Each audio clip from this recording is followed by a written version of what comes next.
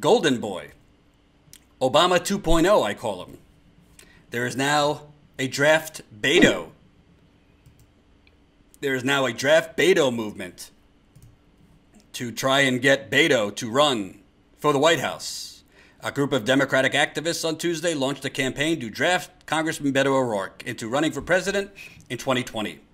The Draft Beto campaign will focus on raising $1 million to, quote, both convince him to run and give him a head start in the primary. $1 million is nothing. $1 million is nothing for a presidential campaign. Better add a couple zeros there. O'Rourke is considered a potential 2020 presidential candidate after his energetic but unsuccessful bid to unseat Senator Ted Cruz in the November elections. O'Rourke told the Dallas Morning News this week that he hasn't even really begun the serious work of making a decision. A CNN poll of likely Iowa caucus goers released Saturday showed O'Rourke trailing only Vice President Biden and Bernie Sanders among potential Democratic candidates. The Draft Beto Group is the second organization to be formed since O'Rourke's Senate's campaign following Draft Beto 2020, which is mostly focused on New Hampshire. Oh my God. You know what really bothers me the most? You know what really bothers me the most? I don't think any of these people I don't think any of these people actually do any research. I really don't. I don't think any of these people do any research on politicians like Beto O'Rourke take money from. I don't think they do any research on what is their voting record. Because it wouldn't take you long. It really wouldn't take you long to have some questions about Beto O'Rourke. I mean, just this week, asked if he's a progressive, Beto says, I don't know, not big on labels. Well, Mitt Romney said corporations are people too.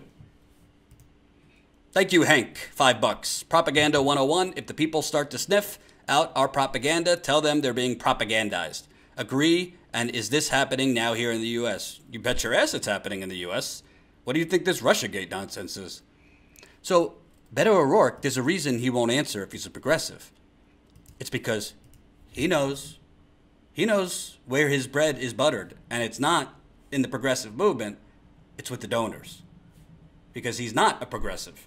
He was part of the New Democratic Coalition in Congress. The New Democratic Coalition is a bunch of Clintonian centrists, frankly, right-wingers. I don't think we need another Obama.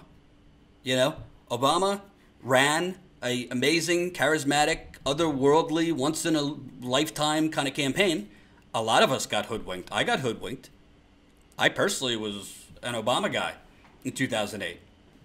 But I didn't know that he was taking all of his money from Wall Street at the same time. I didn't know that Citigroup was literally emailing his campaign, dictating to him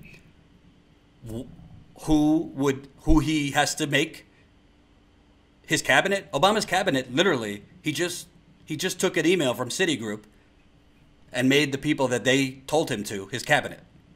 With Hillary Clinton, her voting record was years ago. With Beto O'Rourke, this stuff from this year. Beto O'Rourke is one of the 78 Democrats who just voted to weaken a key Wall Street regulation. This is from April of this year. Today, the House voted to approve the Volcker Rule Regulation Harmonization Act, an innocuous name for a not-so-innocuous bill. The bill would weaken the Volcker Rule, which prohibits banks from making speculative investments with regular people's money, by exempting banks with less than $10 billion in assets. And for reasons beyond imagination, 78 Democrats voted for it. In January, 11 Senate Democrats joined Republicans to co-sponsor a bill to raise the threshold for extra regulatory scrutiny for banks from $50 billion to $250 billion. Oh, God, that is terrible. Which would have left fewer than 10 banks in the U.S. subject to such scrutiny. That bill included provisions similar to today's bill, exempting banks with under $10 billion in assets from the Volcker Rule. The bill would also turn over sole regulatory authority on the Volcker Rule to the Federal Reserve instead of the FDIC, the agency that backs consumer deposits in banks, which would make it easier for the Trump administration to weaken the rule. Paul Volcker, the law's namesake, criticized the provision in the Senate bill exempting smaller banks, saying, plausibly, small loopholes can be gamed and exploited with unfortunate consequences. The chair of the FDIC also told the Wall Street Journal that exempting smaller banks would, quote, open the door to risky behavior. And by the way, their definition of smaller banks, 50 million is not small. 50 billion, excuse me. According to the paper, the chair said supervisors typically catch risky trades after they go south, not before. This is why you have the Volcker rule in the first place. Makes sense. Lobbying disclosures show that banks like Citigroup and Bank of America, along with their representatives at the American Banker Association, have been lobbying the House and Senate on the Volcker rule in the last year. And here's the long list of Democrats that voted for it, including one, Beto O'Rourke. Why would Beto vote for something that has less scrutiny, puts less scrutiny on banks? Could it be that he takes money from banks? Well, let's take a look. Look at that. Over $1 million from Wall Street. Over $1 million from Wall Street in 7 years. Right there. It's a lot of money for a congressman to take in 7 years from Wall Street. And he's taken over $3.3 million from lawyers and law firms. This category is interesting because a lot of these lawyers and law firms they are financial lawyers that represent the banks. So that's added money from Wall Street that's not categorized as Wall Street, but actually is. Hillary Clinton had a huge amount of money from these types of lawyers. Financial lawyers for big, big banks. So this isn't like, it's become this thing where Neera Tanden and the neoliberals, they make it seem like, oh, these Bernie bros, they're just attacking these poor people like Beto. They're just attacking them. Well, no. The truth is, people like Beto are attacking you because they're pretending to be something they're not. Here's an idea. Actually be honest about who you are. If Beto O'Rourke came out and said, you know what? I think that yes, we should monitor Wall Street, have some rules, but we can't shackle Wall Street. And yes, I accept money from Wall Street. That he could run on that and let the chips fall where they fall. At least you're getting some truth in advertising. Unless you're not getting, I have a public position and a private position like Hillary Clinton. And let the chips fall where they fall. But it's people like Beto O'Rourke who run as like the second coming of Obama and the second coming of Jesus. And they talk the talk about we need tighter regulations on Wall Street. Well, you're voting to deregulate Wall Street. Not 5 years ago, not 10 years ago, this year. He also wouldn't give his constituents, a straight answer on whether he was for the TPP or against the TPP. Does this start sounding familiar?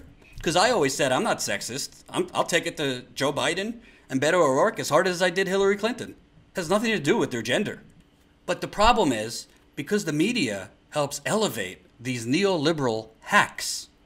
You put a gun to my head. Is Beto O'Rourke better than Donald Trump? Yes, he is. As far as I can tell, he doesn't have the record on war that Hillary Clinton does. So, would I vote for Beto O'Rourke over Donald Trump? Yes, I would, if I had to. He's not my preference. But I don't want to be put in that situation anymore. We can't continue as a country operating on this lesser of two evils stuff.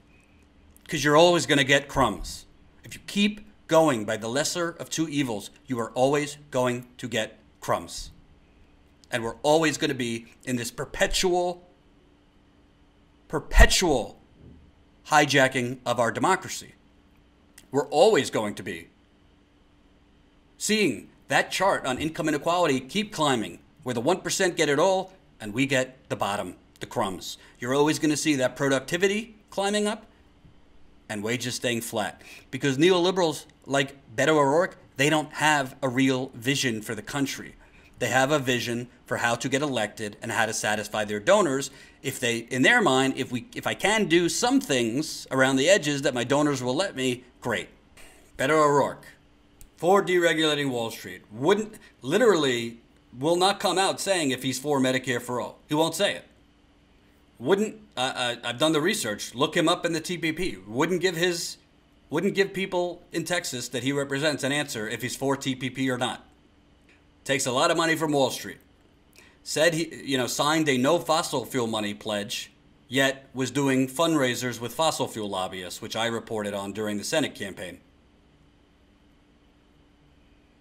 He was doing fundraisers with fossil fuel lobbyists. He was taking money from fossil fuel executives.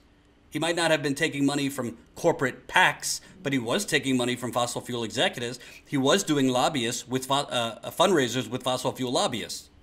He's not against fracking. So, sorry, these are the facts. This is the record. You could say, well, don't, Neeratani could say, stop attacking Beto. Well, fuck you. You're not going to, these people are not going to make journalism into attacks. They're the political operatives. I'm not a political operative. I'm a journalist. I just call it like it is. They're all corrupt. The Democrats are corrupt and the Republicans are corrupt. Now, I don't think Beto O'Rourke is as bad as Hillary Clinton was. That's my opinion. But that doesn't mean I think Beto O'Rourke should be the Democratic nominee. That doesn't mean I think he should be president. Beto O'Rourke is not the change we need in this country. We need somebody who's going to make this a country again, not a corporation. Because we don't live in the United States of America. We live in the United Corporations of America.